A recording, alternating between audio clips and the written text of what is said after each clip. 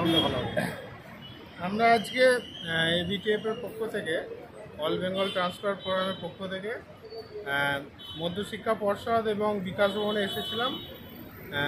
Mutual, আমরা জানেন online mutual ট্রান্সফারের সেকেন্ড পেজ এবং থার্ড পেজ কমিশনার পক্ষ থেকে ইস্যু হয়ে গেছে, কিন্তু বোর্ডের পক্ষ থেকে সেকেন্ড পেজটা বেরোচ্ছিল না।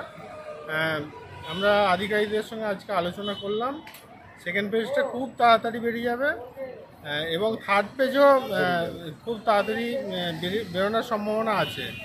এমনকি এটা হতে পারে সেকেন্ড এবং থার্ড একসঙ্গেও বেরোতে পারে।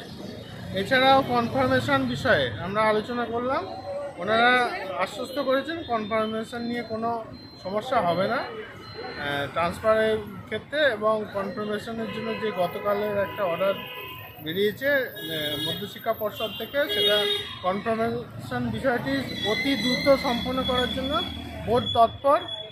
ডিআই অফিসের মাধ্যমে এনাদের কাছে পেপার জমার 10 থেকে 15 দিনের মধ্যে কনফার্মেশন টিচার এবং নন টিচিংরা পেয়ে যাবেন।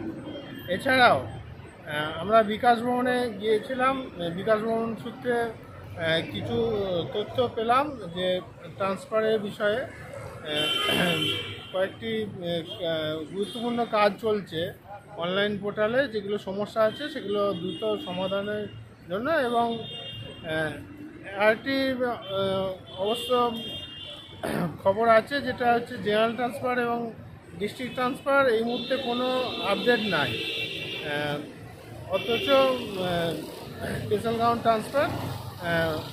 কমিশনার অফিসে জমা হচ্ছে।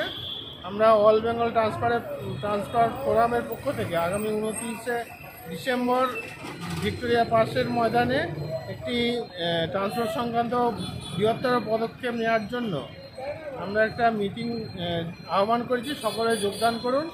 এবং আজকে কথা বললাম বোর্ডের সাথে, যে সকল এইচএম এবং ডিআই ট্রান্সফারের জয়েনিং এবং রিলিজ সংক্রান্ত বিষয়ে সমস্যা তৈরি করবেন, সেই বিষয়ে আমাদেরকে অবগত করার জন্য ওনারা আহ্বান করেছেন। আমরা বিষয়টি ওনাদের কাছে গোচরে আনবো এবং সমস্যার সমাধানের জন্য চেষ্টা করব। নমস্কার।